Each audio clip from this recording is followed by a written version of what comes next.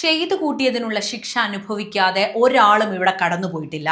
ഗാസയിലും ലെബനിലും ഇപ്പോൾ ഇറാനിലും യുദ്ധം വിതച്ച് ലാഭമുണ്ടാക്കാൻ നോക്കുന്ന അമേരിക്കയോടൊപ്പം നിന്ന് എല്ലാ കൊള്ളരുതായ്മയ്ക്കും ചുക്കാൻ പിടിച്ച ഇസ്രായേലിന് അനിവാര്യമായി വിധി ഇതാ ആഗതമായിരിക്കുന്നു. ഇങ്ങനെയാണ് കാര്യങ്ങളെങ്കിൽ അറബ് മണ്ണിൽ അമേരിക്ക പടുത്തുയർത്തിയ ജൂതന്റെ സാമ്രാജ്യം വൈകാതെ തകർന്നടിയുമെന്ന സൂചനയാണ് നമുക്ക് ലഭിക്കുന്നത്. യുദ്ധം ഹരമാക്കി മാറ്റിയ ഗസയിലേക്കും ഇറാനിലെയും കുഞ്ഞു കുട്ടികളെ പോലും വെറുതെ വിടാത്ത നരാധമന്മാരോട് കാലം കണക്ക് ചോദിക്കാതെ അവസാനിക്കില്ലല്ലോ അല്ലേ? വാർത്തയിലേക്ക് വരാം. ഒപ്പം നിങ്ങളുടെ ഈ വിഷയത്തിലുള്ള അഭിപ്രായം ഇപ്പോൾ തന്നെ കമന്റ് ബോക്സിൽ എഴുതണേ. മിഡിൽ ഈസ്റ്റിലെ യുദ്ധം അപ്രതീക്ഷിതമായ ദിശകളിലേക്ക് വ്യാപിക്കുമ്പോൾ ഇസ്രായേൽ എന്ന രാഷ്ട്രത്തിന്റെ ആഭ്യന്തര ഭദ്രതയെക്കുറിച്ച് ഗൗരവകരമായ ആശങ്കകൾ ഉയരുന്നുണ്ട്. പ്രമുഖ ഇസ്രായേലി രാഷ്ട്രീയ നിരീക്ഷകനായിട്ടുള്ള അലോൺ മിസ്രാഹി പങ്കുവെച്ച നിരീക്ഷണങ്ങൾ ഈ ആശങ്കകൾക്ക് അടിവരയിടുന്നു. ഒരു രാഷ്ട്രം എന്ന നിലയിൽ ഇസ്രായേൽ തന്റെ ചരിത്രത്തിലെ ഏറ്റവും വലിയ ആന്തരിക തകർച്ചയെ അഭിമുഖീകരിക്കുകയാണെന്ന ചോദ്യമാണ് അദ്ദേഹം ഉയർത്തുന്നത്. യുദ്ധം ദീർഘകാലത്തേക്ക് നീളുന്നത് ഇസ്രായേലിന്റെ സാമൂഹിക ഘടനയെ തകർക്കുമെന്നാണ് മിസ്രാഹിയുടെ പ്രധാനപ്പെട്ട മുന്നറിയിപ്പ്. സാധാരണഗതിയിൽ ഹ്രസ്വകാല സൈനിക നീക്കങ്ങളിൽ വിശ്വസിക്കുന്ന ഇസ്രായേലിന് മാസങ്ങളോളം നീണ്ടു നിൽക്കുന്നതും ഒരേ സമയം പല ഭാഗങ്ങളിൽ നിന്നുള്ളതുമായ ആക്രമണങ്ങളെ പ്രതിരോധിക്കുക എന്നത് വലിയ വെല്ലുവിളി തന്നെയാണ്. വടക്ക് ലെബനിലെ ഹിസ്ബുള്ളയും കിഴക്ക് ഇറാനും തെക്ക് ഗാസയും ഒരേ സമയം സജീവമാകുമ്പോൾ രാജ്യത്തിന്റെ പ്രതിരോധ സംവിധാനങ്ങൾക്കും സാമ്പത്തിക സ്രോതസ്സുകൾക്കും മേൽ താങ്ങാനാവാത്ത സമ്മർദ്ദമാണ് ഉണ്ടായിക്കൊണ്ടിരിക്കുന്നത്. ഈ സാഹചര്യം ഇങ്ങനെ തന്നെ തുടർന്നു പോയാൽ ഒരു മാസത്തിനുള്ളിൽ തന്നെ ഇസ്രായേലിന്റെ ആഭ്യന്തര ഘടനയിൽ പ്രകടമായ വിള്ളലുകൾ വീഴുമെന്ന് മിസ്രാഹി നിരീക്ഷിക്കുന്നു. ഇതിന്റെ ചില ലക്ഷണങ്ങൾ ഇപ്പോൾ തന്നെ പ്രകടവുമാണ്. തുടർച്ചയായി മിസൈൽ ഭീഷണികൾ ജനജീവിതത്തെ തടസ്സപ്പെടുത്തുന്നതും ലക്ഷക്കണക്കിന് ആളുകൾക്ക് വീടുപേക്ഷിച്ച് മാറേണ്ടി വന്നതും യുദ്ധം മൂലം തകർന്നുകൊണ്ടിരിക്കുന്ന ടൂറിസം, കാർഷിക മേഖലകളും വലിയ സാമ്പത്തിക പ്രത്യാഘാതങ്ങളാണ് ഇസ്രായേൽ സൃഷ്ടിച്ചിരിക്കുന്നത്. സൈനികർക്ക് ദീർഘകാലം വീടിനും ജോലിക്കും പുറത്തു നിൽക്കേണ്ടി വരുന്നത് രാജ്യത്തെ തൊഴിൽ മേഖലയെയും കാര്യമായി ബാധിക്കുന്നുണ്ട്. ഇതിനൊപ്പം തന്നെയാണ് രാഷ്ട്രീയമായ ഭിന്നതകൾ വരുന്നത്. ഗവൺമെന്റിന്റെ തീരുമാനങ്ങളോടുള്ള ജനങ്ങളുടെ വിയോജിപ്പും തടവിലാക്കപ്പെട്ടവരുടെ മോചനവുമായി ബന്ധപ്പെട്ട പ്രതിഷേധങ്ങളും ആഭ്യന്തര സംഘർഷത്തിന്റെ തീവ്രത വർദ്ധിപ്പിക്കുന്ന കാര്യം തന്നെയാണ്. സൈനിക വിജയങ്ങൾക്കപ്പുറം ഈ ആന്തരിക സമ്മർദ്ദങ്ങളെ അതിജീവിക്കാൻ ഇസ്രായേലിന് കഴിയുമോ എന്നതാണ് മിസ്രാഹിയെ പോലുള്ള വിദഗ്ധർ ഉന്നയിക്കുന്ന കാതലായ പ്രശ്നം. ചുരുക്കി പറഞ്ഞാൽ യുദ്ധഭൂമിയിലെ തോക്കുകളേക്കാൾ ഇസ്രായേലിനെ ഭയപ്പെടുത്തേണ്ടത് രാജ്യത്തിനകത്ത് രൂപപ്പെടുന്ന ഈ അദൃശ്യമായ തകർച്ചയാണെന്ന് നിരീക്ഷകർ മുന്നറിയിപ്പും നൽകുന്നു. അലോൺ മിസ്രാഹിയുടെ നിരീക്ഷണങ്ങൾക്ക് സമാനമായി മറ്റ് പ്രമുഖ ഇസ്രായേൽ നിരീക്ഷകരും സൈനിക ഉദ്യോഗസ്ഥരും ഇസ്രായേലിന്റെ നിലനിൽപ്പിനെ ബാധിക്കുന്ന ആഭ്യന്തര പ്രതിസന്ധികളെക്കുറിച്ച് വളരെ ഗൗരവമായ മുന്നറിയിപ്പുകൾ നൽകിയിട്ടുണ്ടായിരുന്നു. ഇസ്രായേലിന്റെ മുൻ മേജർ ജനറൽ ഇൽസാഹ് ബ്രിക് ഉൾപ്പെടെയുള്ളവർ മുന്നോട്ട് വെക്കുന്ന പ്രധാനപ്പെട്ട വാദം ഗസയിലെയും ലെബനിലെയും യുദ്ധം ഒരു ക്ഷയയുദ്ധമായി, അതായത് വാർ ഓഫ് അട്രീഷൻ ആയിട്ട് മാറിയിരിക്കുന്നു എന്നതാണ്. ഇത് സൈന്യത്തിന്റെ കരുത്ത് ചോർത്തുക മാത്രമല്ല, രാജ്യത്തിന്റെ സമ്പദ് വ്യവസ്ഥയെ തകർച്ചയിലേക്ക് നയിക്കുകയും ചെയ്യുന്നുണ്ട്. വിദേശ നിക്ഷേപങ്ങൾ കുറയുന്നതും റിസർവ് സൈനികർ ദീർഘകാലം യുദ്ധമുഖത്ത് തുടരുന്നതും മൂലം ചെറുകിട ബിസിനസ്സുകൾ പൂട്ടുന്നതും വലിയ സാമ്പത്തിക ആഘാതം തന്നെയാണ് ഈ രാജ്യത്തിന് മേൽ സൃഷ്ടിക്കുന്നത്. സാമൂഹികമായ വിള്ളലുകളാണ് മറ്റൊരു പ്രധാനപ്പെട്ട വെല്ലുവിളി. ഇസ്രായേലി സമൂഹത്തിനുള്ളിൽ സർക്കാർ വിരുദ്ധ വികാരം ഏറെ ശക്തമാണ്. പ്രത്യേകിച്ച് ഹമാസിന്റെ പക്കലുള്ള ബന്ദികളെ മോചിപ്പിക്കാൻ കഴിയാത്തതും തീവ്ര വലതുപക്ഷ നയങ്ങൾ രാജ്യത്തെ അന്താരാഷ്ട്ര തലത്തിൽ ഒറ്റപ്പെടുത്തുന്നതും ജനങ്ങൾക്കിടയിൽ വലിയ അതൃപ്തി ഉണ്ടാക്കുന്നുണ്ട്. അമ്മുൻ അലോൺ പോലുള്ള രാഷ്ട്രീയ വിശകലന വിദഗ്ധർ ചൂണ്ടിക്കാണിക്കുന്നത് രാജ്യം നേരിടുന്ന ഈ ആഭ്യന്തര രാഷ്ട്രീയ ധ്രുവീകരണം ഒരു ആഭ്യന്തര യുദ്ധത്തിന് സമാനമായ സാഹചര്യം സൃഷ്ടിക്കുമെന്ന് തന്നെയാണ്. കൂടാതെ വടക്കൻ ഇസ്രായേലിൽ നിന്നും 10,000-കണക്കിന് ആളുകൾക്ക് പലായനം ചെയ്യേണ്ടി വന്നത് രാജ്യത്തിന്റെ ആത്മവിശ്വാസത്തെ കാര്യമായി ബാധിച്ചിട്ടുണ്ട്. സ്വന്തം അതിർത്തിക്കുള്ളിൽ തന്നെ അഭയാർത്ഥികളായി കഴിയേണ്ടി വരുന്ന സാഹചര്യം ഇസ്രായേലിന്റെ സുരക്ഷാ സങ്കല്പങ്ങളെ തകർക്കുന്നത് തന്നെയാണ്.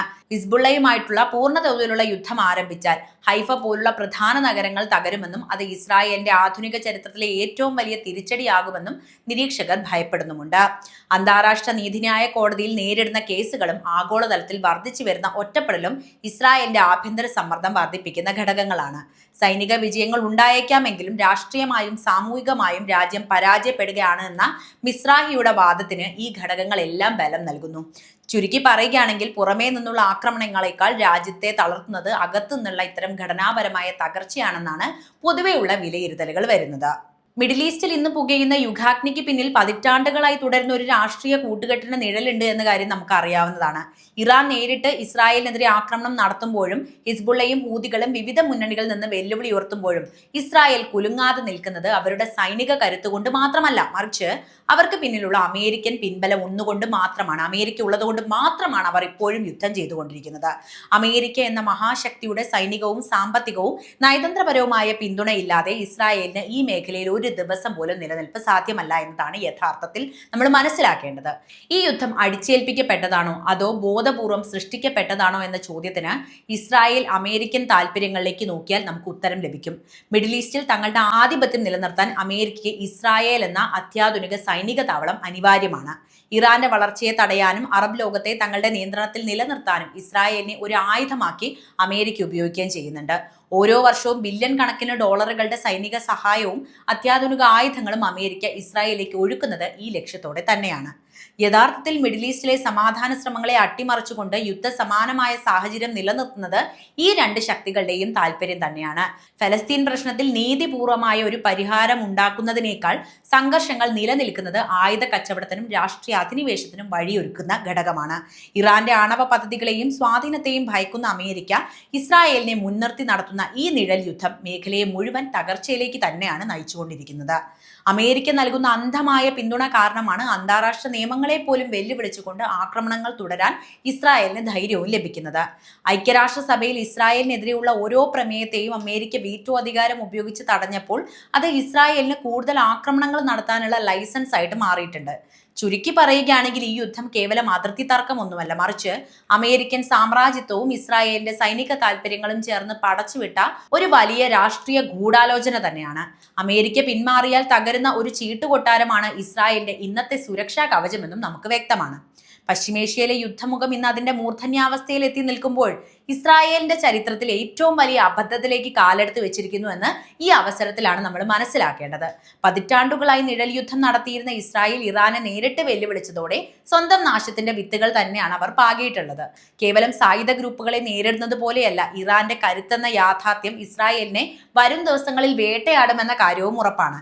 ഇറാന്റെ സൈനിക ശേഷി കേവലം അതിർത്തികളിൽ ഒതുങ്ങുന്ന ഒന്നല്ല, അത് മിഡിൽ ഈസ്റ്റിലുടനീളം വ്യാപിച്ചു കിടക്കുന്ന ഒരു വലിയ പ്രതിരോധ ശൃംഖല തന്നെയാണ്. ലെബനൻ മുതൽ യമൻ വരെയും സിറിയ മുതൽ ഇറാഖ് വരെയും വ്യാപിച്ചു കിടക്കുന്ന ഇറാന്റെ സഖ്യകക്ഷികൾ ഒരേ സമയം ഇസ്രായേലിനെതിരെ ആഞ്ഞടിച്ചാൽ അമേരിക്ക നൽകുന്ന അയേൺ ഡോം ഉൾപ്പെടെയുള്ള പ്രതിരോധ കവചങ്ങൾ വെറും പാഴ് വസ്തുക്കളായിട്ട് നിൽക്കും. ഇറാന്റെ അത്യാധുനിക ഹൈപ്പർസോണിക് മിസൈലുകളും ഡ്രോണുകളും ഇസ്രായേലിലെ തന്ത്രപ്രധാനമായ കേന്ദ്രങ്ങളെയും നഗരങ്ങളെയും നിമിഷ നേരം കൊണ്ട് തകർക്കാൻ ശേഷിയുള്ളതാണ് എന്ന വസ്തുതയും നമ്മൾ തിരിച്ചറിയണം. ഈ യുദ്ധം ഇസ്രായേലിന്റെ സമ്പദ് വ്യവസ്ഥയെയും ആഭ്യന്തര സുരക്ഷയെയും പൂർണ്ണമായും തകർക്കും. ഇറാനുമായുള്ള നേരിട്ടുള്ള ഏറ്റുമുട്ടൽ ഇസ്രായേലിലെ ജനവാസ കേന്ദ്രങ്ങളെ ശവപ്പറമ്പുകളാക്കി മാറ്റാൻ പ്രാപ്തവുമാണ്. ഇതിനോടകം തന്നെ ലക്ഷക്കണക്കിന് ഇസ്രായേലികൾ രാജ്യം വിടാൻ തുടങ്ങിയിരിക്കുന്നു എന്നത് അവരുടെ ഭയത്തിന്റെ തെളിവ് തന്നെയാണ്. അമേരിക്കൻ പിന്തുണയുണ്ട് എങ്കിലും ഇറാന്റെ തന്ത്രപരമായ നീക്കങ്ങൾക്കും ഭൂമിശാസ്ത്രപരമായ മേധാവിത്വത്തിനും മുന്നിൽ ഇസ്രായേൽ പതറുകയാണ്. ഇസ്രായേലിന്റെ ഓരോ പ്രകോപനത്തിനും ഇരട്ടി പ്രഹരം നൽകാനുള്ള ഇറാന്റെ ശേഷി അവരെ പ്രതിരോധത്തിലാക്കുകയും ചെയ്യുന്നുണ്ട്. യഥാർത്ഥത്തിൽ ഇസ്രായേൽ ഭരണകൂടം തങ്ങളുടെ ആഭ്യന്തര പരാജയങ്ങൾ മറച്ചുവെക്കാനാണ് ഇറാനെ പ്രകോപിപ്പിക്കുന്നത് പോലും. എന്നാൽ ഈ നീക്കം അവർക്ക് തന്നെ തിരിച്ചടിയാവുകയാണ് എന്നതാണ് മറ്റൊരു സത്യം. ഇറാൻ എന്ന വൻ ശക്തിയെ തൊട്ടുപിടിക്കാൻ ശ്രമിക്കുന്നത് വഴി ഇസ്രായേൽ അതിന്റെ അസ്തിത്വത്തിന് തന്നെ ഭീഷണിയായ ഒരു മഹാദുരന്തത്തെയാണ് ക്ഷണിച്ചു വരുത്തിയിട്ടുള്ളത്. ആയുധബലത്തേക്കാൾ ഇറാന്റെ നിശ്ചയദാർഢ്യവും തന്ത്രപരമായ ക്ഷമയുമാണ് ഈ പോരാട്ടത്തിൽ ഇസ്രായേലിനെ മുട്ടുകുത്തിക്കാൻ പോകുന്ന പ്രധാനപ്പെട്ട ഘടകം പോലും. മിഡിൽ ഈസ്റ്റിലെ ഇന്നത്തെ സാഹചര്യം ഇസ്രായേലിന്റെ തകർച്ചയുടെ സൂചന തന്നെയാണ് നൽകിക്കൊണ്ടിരിക്കുന്നത്.